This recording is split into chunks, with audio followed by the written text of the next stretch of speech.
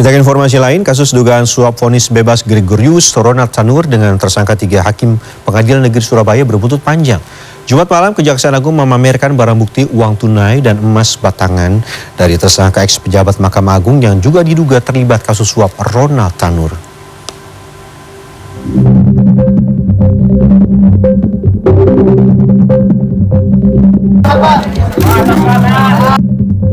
Penangkapan 3 hakim Pengadilan Negeri Surabaya yaitu Hakim Heru Hanindyo, Hakim Mangapul, serta Hakim Erin Tuhadamanik lantaran diduga menerima gratifikasi atas vonis bebas terhadap Gregorius Ronald Tanur, terdakwa kasus pembunuhan pacarnya, berbuntut panjang. Jumat malam, Kejaksaan Agung memamerkan barang bukti uang tunai yang disita dalam kasus dugaan suap vonis bebas Ronald Tanur. Selain uang tunai dari berbagai negara, penyidik Kejagung juga menyita barang bukti dalam bentuk emas batangan. Jumlahnya tidak main-main. Jika ditotal, barang bukti sitaan ini bernilai lebih dari 996 miliar rupiah, alias nyaris menyentuh angka 1 triliun rupiah.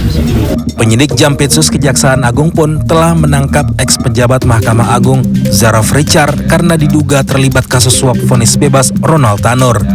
Tersangka ditangkap di daerah Jimbaran, Bali pada Kamis. Selain Zaraf Richard, Kejagung juga menetapkan pengacara Ronald Tanur sebagai tersangka. Maka pada malam hari ini kami lakukan penetapan tersangka terhadap LR dan JN. Ya, dengan sangkaan sebagaimana saya sebutkan tadi, yaitu melakukan perbuatan jahat untuk melakukan penyuapan kepada hakim dalam rangka pengurusan perkara kasasi. Tersangka Zaraf Richard diterbangkan dari Bali ke Jakarta pada Jumat pagi untuk menjalani pemeriksaan oleh penyidik Kejagung. Sementara pada Jumat pagi, karangan bunga bertuliskan sindiran untuk 3 hakim terduga penerima suap vonis bebas Ronald Tanur terpajang di depan gedung Pengadilan Negeri Surabaya. Belum diketahui siapa pengirim karangan bunga ini. Sederhana, orang awam pun mengatakan pasti ini Ronald Tanur akan dihukum. Tapi kenyataannya kok bisa bebas gitu ya.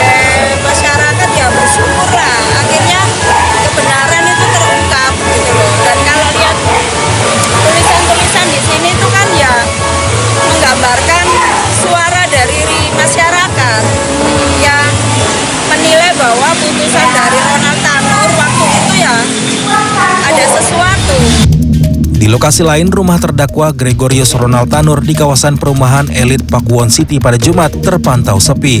Sebuah mobil terparkir di halaman rumah dan tidak terlihat ada aktivitas.